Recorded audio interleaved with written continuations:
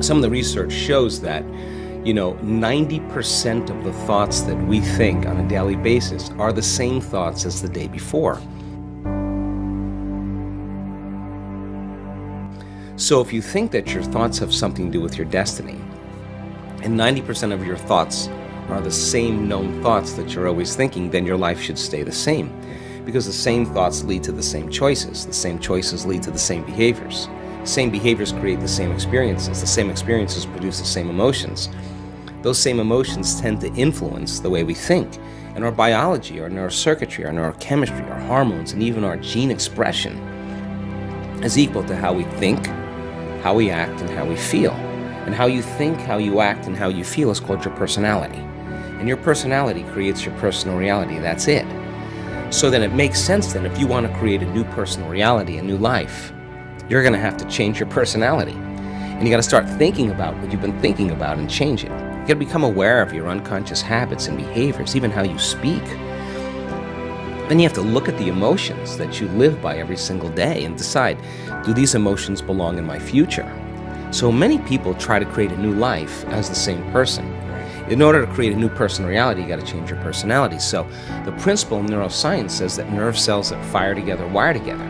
Thinking the same way, making the same choices, demonstrating the same actions, creating the same experiences that stamp the same networks of neurons into the same patterns, all for the familiar feeling called you. And you do that for 10 years in a row. Well, you're going to hardwire your brain into a very finite signature because you're firing and wiring that way. And that box in the brain, that becomes our personality, it becomes our identity. And by the time we're 35 years old, for the most part, we've done something so many times that the body now knows how to do it as well as the mind, and that's a habit. So we have these unconscious programs of behaviors, automatic habits, redundant emotional reactions, hardwired beliefs, perceptions, attitudes that function just like a computer program. You press go and it runs automatically. So then when it comes time to change, thinking positively is going to do nothing, because your body has been conditioned for the most part into a program in the past.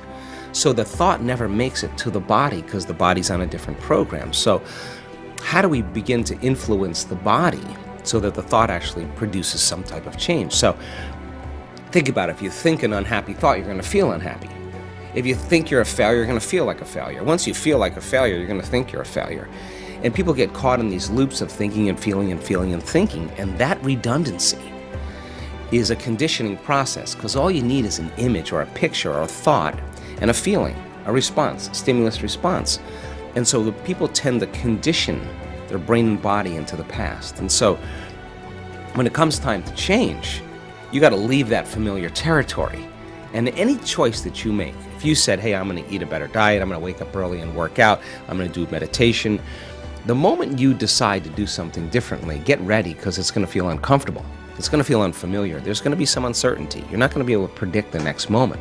That means you've left your known biology and you're stepping into the unknown. Now, theoretically, that sounds great, but if the body has been conditioned into a familiar feeling that's in the known, the moment you take it outside the familiarity, it wants to go back to where it's comfortable.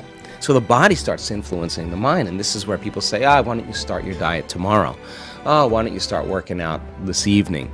You're really never going to change. You're too tired. You have a headache. This doesn't feel right.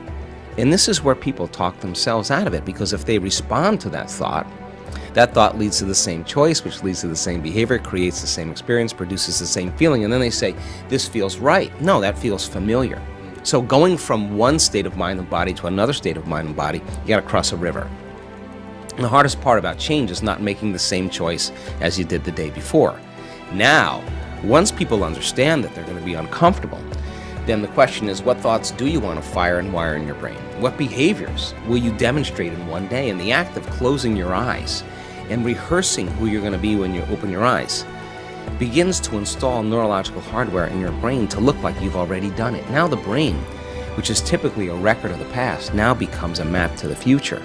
And if you keep doing it, the hardware begins to become a software program, and you start behaving differently. And then if you can teach your body emotionally what the future will feel like, That means then you're not going to wait for your wealth to feel abundant, or your success to feel empowered, or your new relationship to feel love. In fact, the moment you start feeling abundant, you're generating wealth. The moment you start embracing empowerment, you're stepping towards your success.